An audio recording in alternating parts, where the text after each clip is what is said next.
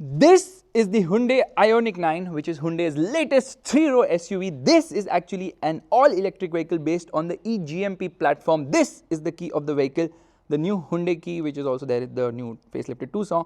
Unlock the car, lock the car. This is to probably turn on the vehicle. I don't know why that would happen. And this is to sound the horn so you can spot the vehicle. Straight away, let's open the engine bay. For that, I have to, no, this is not going to, oh, it does come up very sweetly. So storage space depends whether you have the all-wheel drive variant or just the rear-wheel drive variant. So it can be 88 liters or 56 liters, somewhere of that sort. 20 kgs can be accommodated here. You open this to replace the air filter of the vehicle, and washer fluid goes in right here. Now this obviously is the dual motor one. That's the reason there's not much space here. If I press this button, what will it happen? Okay, now I have to open this glass. So there's something which I should not be doing. And it has this ICE logo right there. There's insulation here. It's not needed, but Hyundai goes to the next level to make sure that the cars are next level in terms of silence.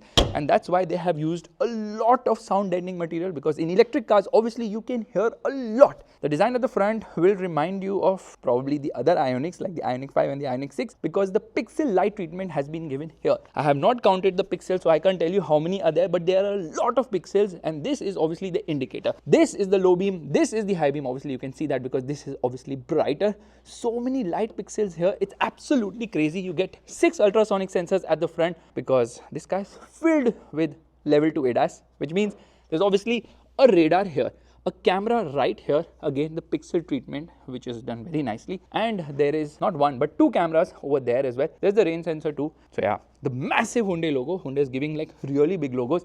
This car has a 110 around that kilowatt hour battery pack, 110.3 I think kilowatt hour battery pack, which is actually bigger than the Kia EV9's battery, which is 99.8 kilowatt hour. And in spite of the fact that this one has a bigger battery, it still has the same charging time of doing 10 to 80% in just 24 minutes using a 350 kilowatt DC ultra fast charger, because they have optimized the battery charging here obviously.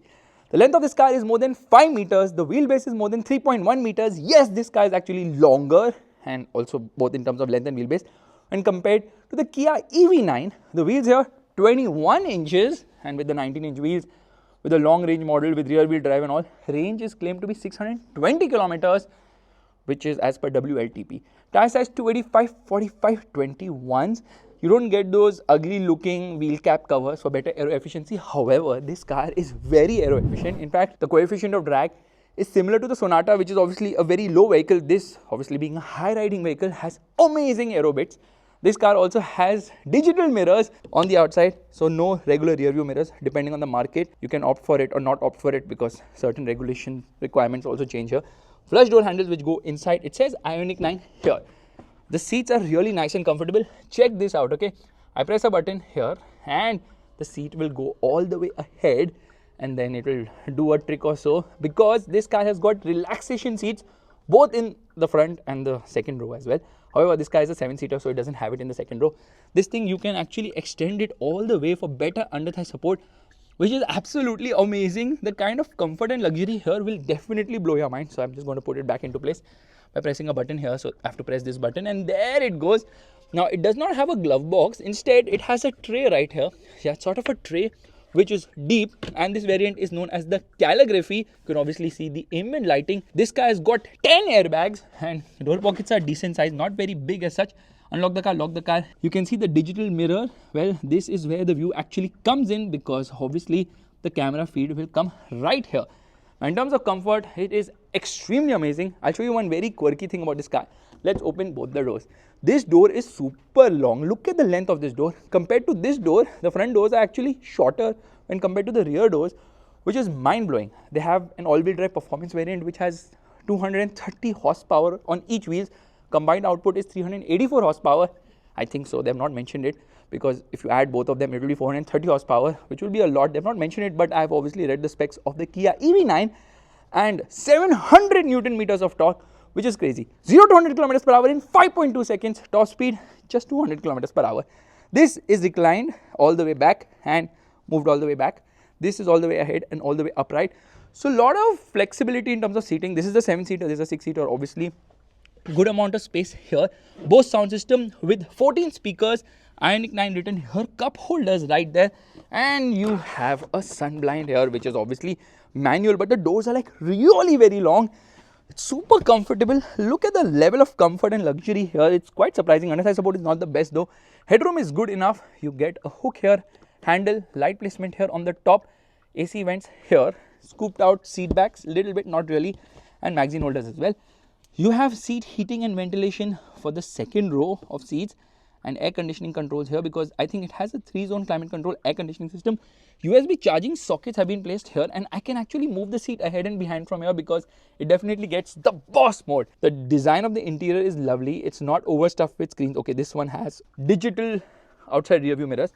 You have a center armrest with twin cup holders. Center passenger gets a head. You get a panoramic sunroof as well. So that's very comfortable. Now, how do I get into the last row? It's not difficult. I press a button there. I have to keep it pressed or what? Just press it once. No, there's this button here. I press this button. Yeah, and it is trying to move itself. I think I have to keep it pressed. Maybe the position is not right now. So first thing, let me move it like this. Yeah, now it moves. And I can fold it and tumble it. Get into the third row, which has good amount of space if you move this seat ahead. But then this is locked now. Under thigh support is never good in the third row. Same is the case here as well. Headroom is decent actually, and you have actually got acoustic control. So I think noise cancellation is there in this car. AC vents in the third row, and you can move the seat electrically. Yes, you can move the third row seats electrically. USB charging socket, 100 watt is the output. Fast charging, twin cup holders here. The last row is actually decent. Yeah, but I think it will be better with a 6-seater because it will be much easier to get in and out. Let me put this back into place. Height adjustable seat belts at the front, which is usually the case. Let's shut the door and let's come to the rear of the car. Now, if you notice, sort of a sloping roof line, doesn't look as bulky as it is, and the charging port placement is here. So I press a button and there opens the charging port. Now let's just shut this. Again, the pixel treatment for the lights says IONIQ 9 right there. I think those are the rear fogs. Not really. Those are the parking lights, whatever, and that is the indicator functioning right now. Where's the rear wiper washer? It is hidden somewhere here. You get high mounted stop lamp. You get a rear spoiler, obviously. You get 3 cameras here, 1, 2 and 3, which is quite crazy now. Press this button and there opens the boot, which is also quite usable. In fact, both the rows are actually having electric adjust, which means using these buttons, I can tumble the seat. There it has tumbled. Let's tumble that seat as well. All that can be done. 12-volt charging socket. You can adjust the height of the powered tailgate from here, and a laptop charger has been given as well. It's powered, so I just press a button and there it shuts. It opens quite big, but yes, the interior is full of tech, which is quite crazy. In fact, the best thing is, okay, let's get in from here. Those mirrors are like quite funky. The seats can be adjusted in so many ways. Very nice and comfortable seats. And in order to open the front now, you have to actually remove this cover and then only you can open the front, which is a bit weird. I mean, why don't they let me do it any which ways? Let me shut this. There it's shut. Lot of buttons here. And this is actually probably monitoring me because obviously this car has got level 2 ADAS, so it can do the driver monitoring as well. Blind view monitor, beautifully done, which is usually the case with most of the Hyundai cars. 12.3-inch cluster, 12.3-inch infotainment screen, which is very slick to operate. Gets a lot of stuff, but I'm straight away going to come into the 360-degree parking camera because that is quite cool. Look at it. Yeah, it's super slick, which is usually the case with Hyundai cars. That's nice. Let's shut this. So many buttons here, so you can do memory seats as well. And then this is for the massage. I press this button and where does the massage not turn on? Okay, again, let's try that. Yeah. So I think the massage is turned on, but it's not telling me exactly where the massage is turned on. The steering wheel is quite different and unique here. Morse code for H, which is also placed somewhere on the seats. Yeah, there it is. In fact, steering wheel is nice to hold. Lot of buttons here. This is the engine start button, which is weird. This is the gas selector. So again, they have done stuff very unconventional here. And you've got multiple charging sockets, UVC, I think UV protection. In fact, there's some storage space here as well, which is deep enough. And you can walk through this cabin too. This is nicely done too. Yeah, some of the stuff now really blows your mind how Hyundai Kia are doing stuff these days. Heating, ventilation is there, obviously. Touch panel, but lot of physical controls, which is amazing. Twin cup holders, wireless charging pad. It says NFC right here. Buttons, proper buttons here for the drive mode selector. So there are 4 drive modes, and then there are obviously terrain modes as well. There are 4 terrain modes too.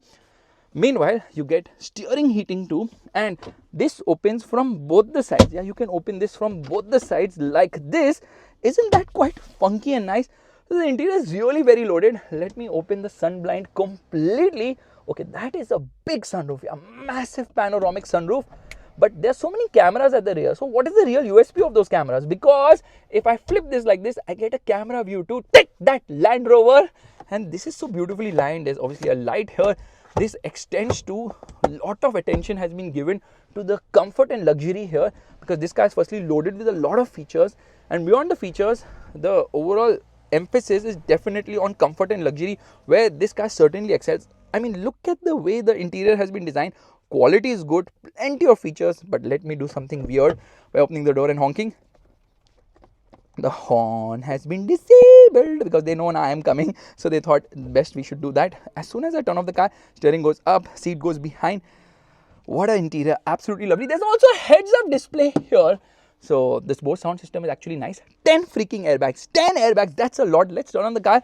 And as soon as I do that, obviously it does this whole swipe up thing, and there this information module has come. So this is a prototype vehicle, which means that some of the features probably might not be working. I love the ambient lighting, and it's taking some time to load because maybe the network is not there, because it has got connected car tech too. What a beautiful car, beautifully done Hyundai, absolutely amazing. The eGMP platform, which is the global modular platform, which underpins the IONIQ 5, the IONIQ 6, the Kia EV6, the Kia EV9, and obviously the IONIQ 9 as well, which is available with rear-wheel drive variants, all-wheel drive long-range variants, and all-wheel drive performance variants. The performance variant obviously has a lot of performance, a lot of power, goes really fast, range is quite impressive for a car of this size, and the comfort and luxury is also nice. Will they have an N version of this? I'm not sure, I don't think so. But what do you think about this car? Let me know in the comment section below. And because we have the Kia EV9 in India, priced at rupees 1.3 crores, obnoxious pricing, I know. Will we get this one as well? I don't know. If you like this video, make sure to give the thumbs up, that's the like button, and also subscribe to the channel. I will see you guys in the next video real soon. Bye-bye.